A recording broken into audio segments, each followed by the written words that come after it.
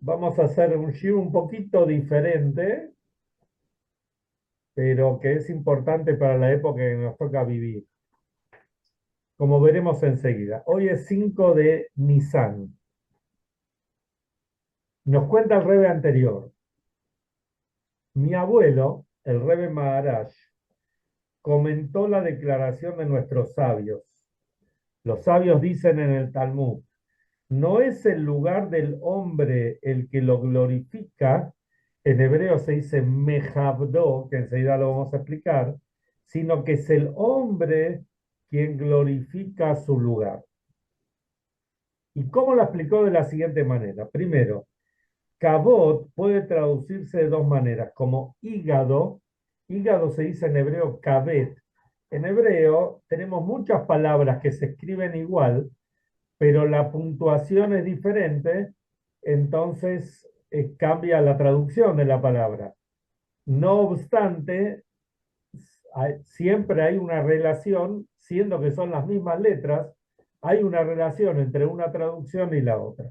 Entonces, por un lado, Kadet, que se escribe Haf Bet Dalet, que significa el hígado, como dijeron los sabios sobre el versículo, cuando hablaban del faraón, justo que estamos ahora en los días de la salida de Egipto, es pesado cabe del corazón del faraón. El corazón del faraón se ponía pesado. Cabe también quiere decir pesado, pero que su corazón se volvió como el hígado. El hígado es frío, insensible. También podemos traducir con cabot de gloria, honor, gloria, la revelación de una luz abarcadora superior. Y así interpretaba, tomando las dos explicaciones, lo interpretaba así.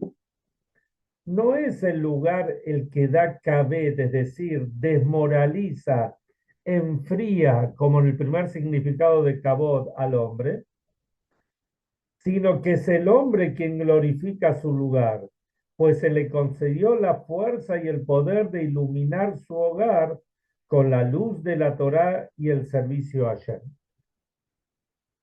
Tal como cuando el alma desciende al cuerpo, se la juramenta, has de ser un tzadik. De hecho, el Tania empieza con estas palabras, lo que trae el Talmud. Y el cometido de este juramento, Shvuah, ¿qué tal, Eduardo?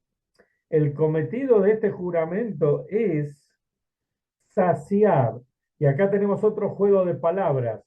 Shvuah se escribe Shin Bet Al Ain. La Shin tiene el puntito del lado derecho. Si le cambiamos el puntito y lo ponemos del izquierdo, se transforma en soba. ¿Qué quiere decir? A través de este juramento que nos dan, el juramento no es solamente jurar por jurar, sino el jurar. ¿Por qué la persona jura? Cuando un diputado, un senador juran que van a cumplir con su cometido, el juramento no es simplemente para después castigarlos o darles un premio, sino el juramento es lo que los hace, lo que les da el ímpetu, la fuerza para cumplir con su deber. Así también el hecho que Hashem nos, hace, nos le hace jurar al alma antes de nacer, vas a ser un tzadik y no vas a ser un malvado, esto le da la fuerza para saciar al alma de fuerzas superiores a fin de que pueda cumplir con el objetivo de su descenso. Lo mismo es cierto también con cada hombre en el lugar que se encuentre. Tal como se dota al alma de los poderes necesarios para cumplir su misión abajo, de la misma manera se da a cada individuo la fuerza y habilidad para iluminar su entorno, el lugar en que se encuentra. O sea que cuando uno llega a un lugar o está en un lugar y a veces dice, bueno, uno cree que viene para hacer algo puntual, tiene que saber que no es tan así, sino por el contrario, hay una misión y y uno tiene la energía, tiene la fuerza divina para poder lograrlo.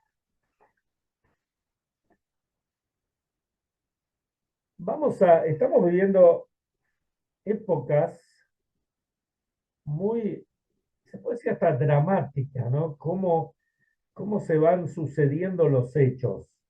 Uno ve, escucha las noticias, pasa esto, lo otro, aquello.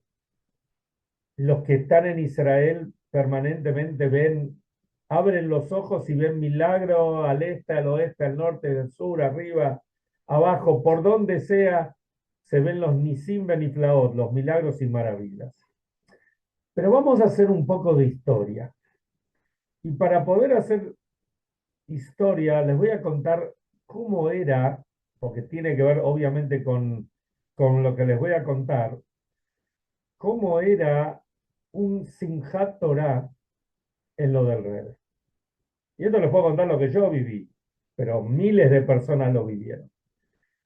El día de Simchat Torah, o sea, el atardecer de Simchat Torah, íbamos por todo Nueva York en grupos de 10, 15, 20, los que se iban juntando a distintas comunidades y congregaciones para alegrar el lugar, para llevar una palabra de aliento, una palabra de Torah. Esto es lo que el Rebbe llamaba la Ta'alujá, digamos, el desfile, se puede decir, ¿no es cierto? Entonces iba por distintos lugares. A las 9 de la noche de Simchat Torah, comenzaba un Farbrengen. El Rebbe empezaba el Farbrengen. Normalmente en ese Farbrengen había poca gente. ¿Quién estaba en ese Farbrengen? El que no pudo ir a la Talujá, o gente mayor, o gente con chicos, había poquita gente. A medida que iban pasando las horas, ese Farbrengen normalmente empezaba a las 9 y terminaba a 12:30, entre 12 y 12:30. A medida que iba subiendo la hora, iban llegando los distintos grupos que venían de los distintos barrios y lugares de Nueva York, que se había caminado 1 hora, 2 horas, 3 horas para ir a visitar y alegrar a otros yehudí. Era un Farbrengen por lo general muy, muy alegre, donde el Rebbe hablaba de temas muy profundos y relacionados con la fecha, obviamente, algo muy especial. Cuando terminaba el Farbrengen, a eso las 12, 12:15, 12:30, el Rebbe volvía a su oficina, a su estudio, al lugar donde recibía a la gente, donde él permanecía estudiando todo el día, y la gente se disponía para la Sakafot, o sea, para los bailes con la Torá. ¿A qué hora empezaban los bailes con la Torá? Cuando llegaba el Rebbe, que normalmente era aproximadamente a la 1 de la mañana. A esa hora recién empezaba los preparativos para la Sakafot, que duraban normalmente más o menos hasta las 4 de la mañana aproximadamente. Y después, por supuesto, que seguía. Eh, ¿Cuánta gente había ahí? Miles y miles de personas. Y a medida que fueron avanzando los años, venía más y más gente. Gente de todo el mundo venía a pasar la fiesta. Entonces, Simchat Torah era el momento de mayor elevación, se puede decir. Para que tengan una idea y para que se pueda bailar, frente al Arona Kodesh en 770, en el Shield central de Chabad, donde estaba el Rebbe, se hacía lo llamábamos el cuadrilátero. ¿Por qué el cuadrilátero? Había mesas de hierro, propiamente dichas, agarrado con cadenas, y adentro de ese cuadrilátero donde se bailaba. ¿Por qué? Porque había tanta gente y era la única forma de mantener cierto orden en el lugar. El Rebbe bailaba la primera y la última acapa. Ahora había un detalle que era muy importante, que pasaba año a año. En Israel, ya esa noche no era Yom Tov, ya era lo que llaman Motzaesh Yom Tov. En Israel se hacen las Sakafot Sheniot, las segundas Sakafot, las segundas este, digamos, que los bailes con la Torá, que ahí sí, como no es Yom Tov, se hace con orquestas y en la calle, es algo fabuloso. Normalmente esa noche venían de la embajada o del consulado de Israel, venían a participar el cónsul y su comitiva, más el embajador de Israel ante las Naciones Unidas, venían y participaban de la Sacafot. Y normalmente el Rebbe los recibía, los saludaba, les daba para que hagan una kafá, era algo muy especial. En el año 1987, no, 87 u 85, no recuerdo, el embajador ante las Naciones Unidas era el actual primer ministro de Israel, Bibi Netanyahu. Esto es histórico lo que les voy a contar, y había miles y miles de personas que lo vieron.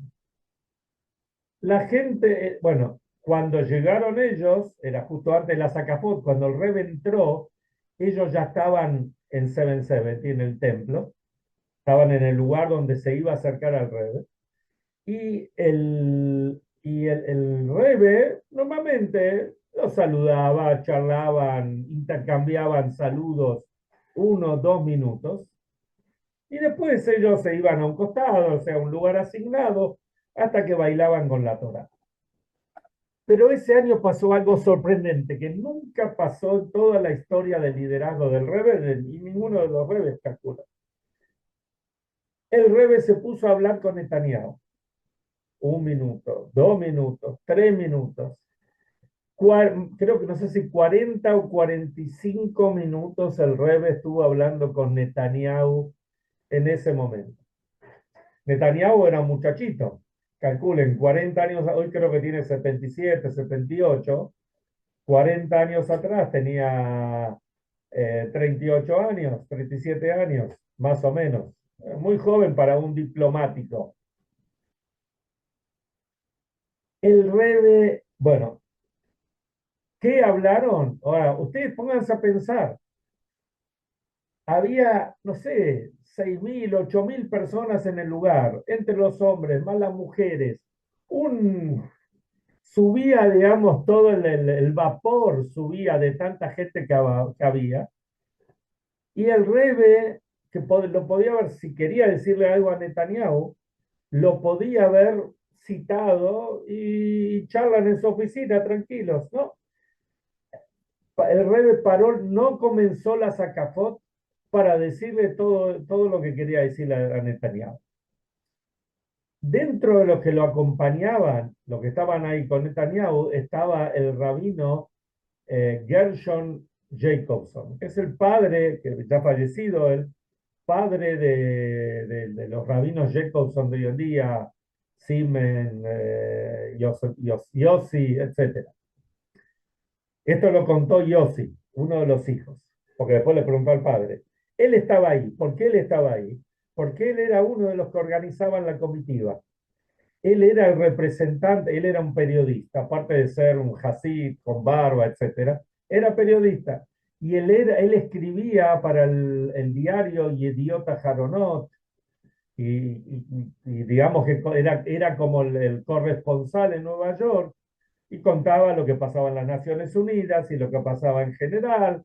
A su vez tenía él su propio diario, Allgemeine Journal, un diario en Yiddish, y él estaba ahí. Obviamente el hijo, que era muy chiquito, tenía 10, 12 años en ese momento, después le preguntó al padre qué hablaron. Dice que el Rebbe le dijo, entre otras palabras, entre otras cosas, le dijo a Netanyahu, tenés que saber que vos estás en un lugar de oscuridad, y en ese lugar de oscuridad vos tenés que poner luz. De hecho, Netanyahu en uno de sus discursos hace algunos años atrás, lo dijo claramente en las Naciones Unidas, en su discurso. Esto está también, uno lo puede encontrar en YouTube. Pero aparte de esto, dice que el Rebbe le pintó el panorama desde la guerra de los 6 días o antes hasta esos días. Y cómo lo importante es la fortaleza que tiene que tener Israel, de no resignarse, de no renunciar, de no agachar la cabeza ante lo que dice el mundo. Todo lo contrario. Si todo el tema que es, si el Rebe quería que Netanyahu entienda cuál es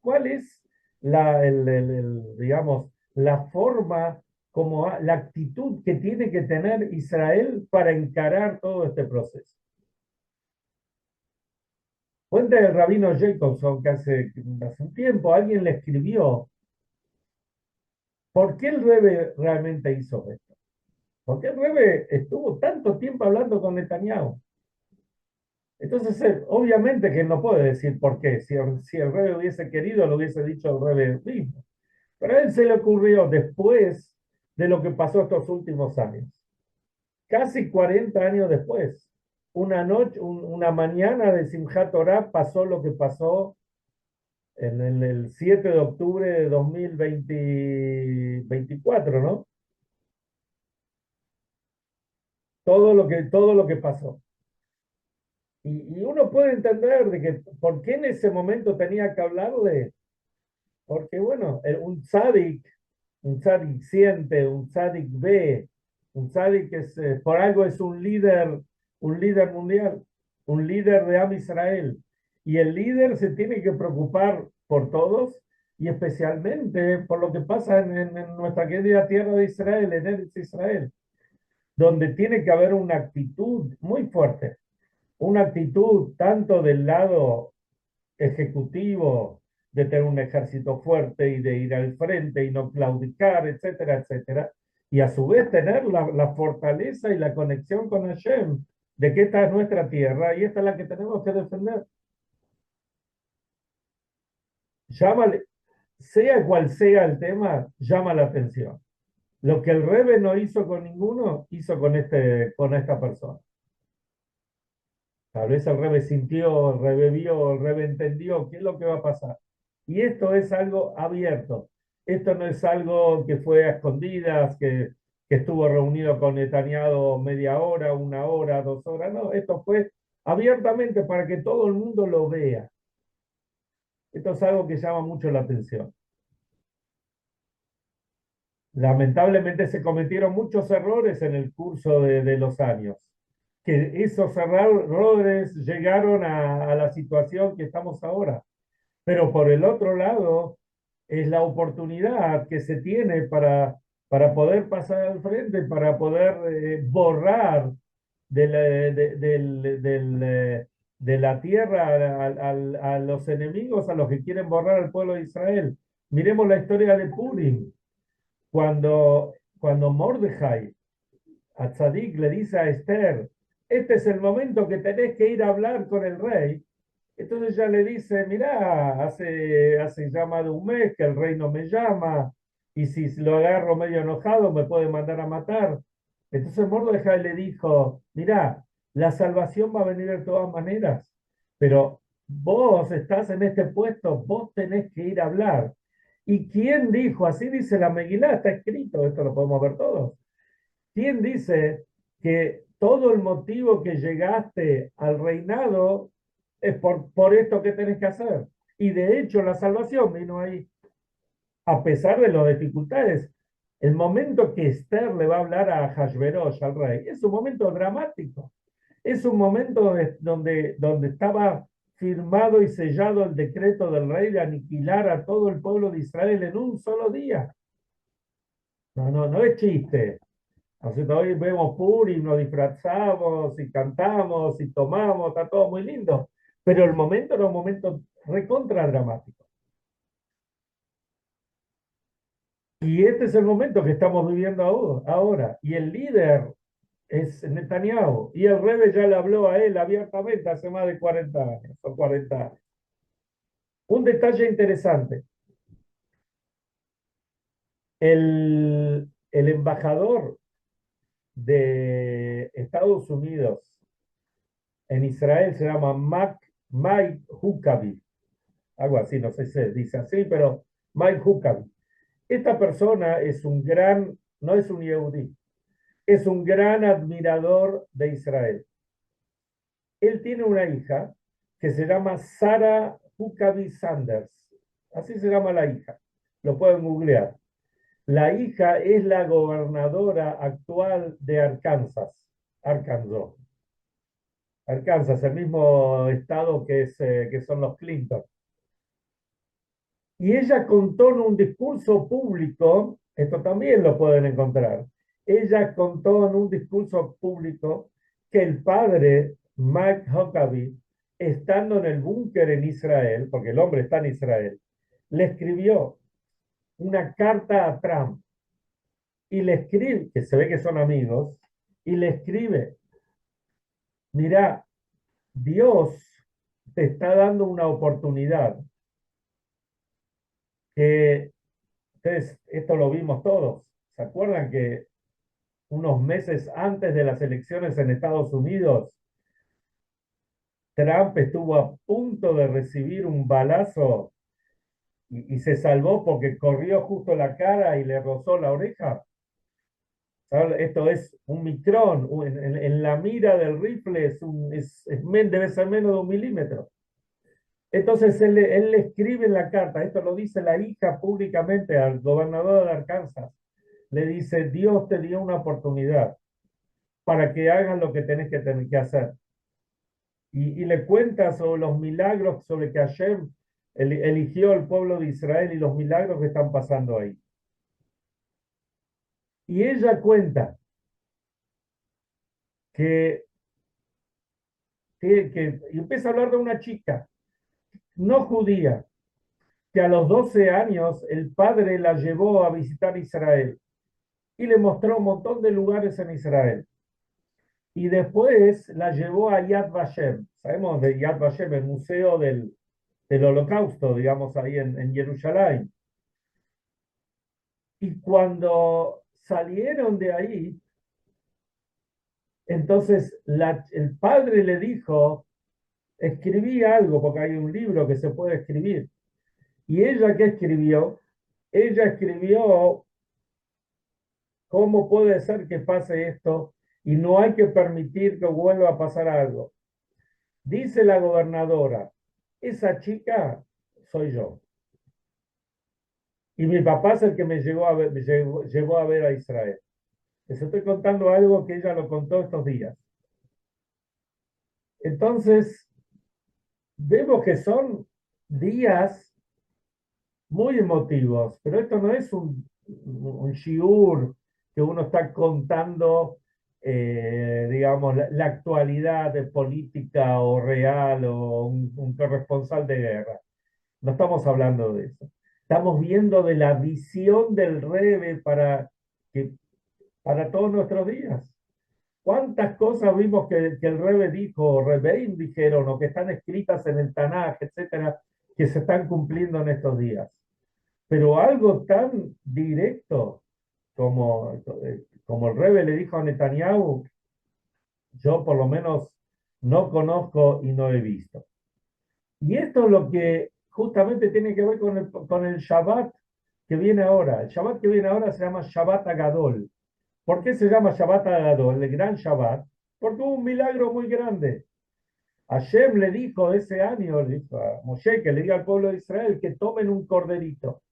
Y ese corderito lo aten a la pata de la cama y lo van a tener, lo van a, y lo van a tener 4 días y después lo van a sacrificar, lo va a traer como ofrenda y se va a comer antes, la noche de Pesaj, con lo que se llama el Corban Pesaj. Entonces, ¿qué pasó? Cuando los egipcios, entonces, los egipcios se enteraron que venía la plaga de los primogénitos y le fueron a decir al faraón, escuchame, dejá salir al pueblo, porque si no nos van a matar a todos nosotros. Ahora, ¿qué tiene el corderito? ¿Cuál es la relación? El corderito era la idolatría de los egipcios. Ya lo vemos en Yosef, cuando y los Yosef, los hermanos de Yosef, con el padre eran pastores de ovejas, y en las ovejas eran la idolatría de los egipcios. Entonces, ellos lo fueron a pastorear a otro lado para no tener problemas. Pero en este caso, los Yehudim sintieron, y así trae los comentaristas, Rashi lo trae, el Datz Keinim y el Eben Ezra, traen, ¿por qué justamente? O sea, por un lado decimos que el gran milagro fue que se mataron entre ellos, pero eso es un gran milagro, hubo milagros mucho más grandes. Entonces, el milagro no es solamente por los egipcios, sino por nosotros. ¿Qué dice la Torá? ¿Cómo había que comerlo el corderito este? Había que asarlo, y no se lo podía comer crudo. ¿Y por qué explican los sabios?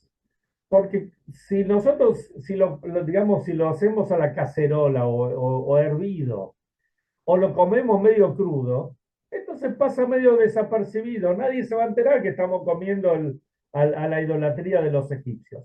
Pero si hay un asado, acá somos argentinos, sabemos que un asado, el que está haciendo un asado se siente en todo el área.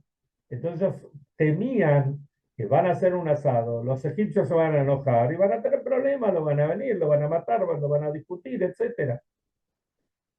Pero los Yehudim no. Los Yehudim tomaron fuerza y dijeron, hasta ahora, aparte tomemos en cuenta que ellos eran esclavos, venían de más de 200 años de esclavitud, 80 y pico de años de una esclavitud muy severa. Sin embargo, ellos tomaron las fuerzas para salir de su impronta y decir, somos libres ahora. Y nosotros lo hacemos, ¿por qué? Porque tenemos la fuerza de ayer. Ya no somos más esclavos del faraón. Tenemos una libertad interior. Y eso es lo que necesitamos ahora. Ahora no hay que mirar tanto lo que dice este, lo que dice el otro, lo que dice aquel. Hay que hacer lo que tiene que hacer. Besrat Hashem, cada Yehudí, desde el lugar donde está seguro va a hacer lo suyo. Y las autoridades, los dirigentes de Israel que están en el frente de batalla van a hacer lo suyo. Y esto va a acelerar la venida del Mashiach inmediatamente. Y este Pesaj vamos a ser libres totalmente. Nos vemos Amén. mañana.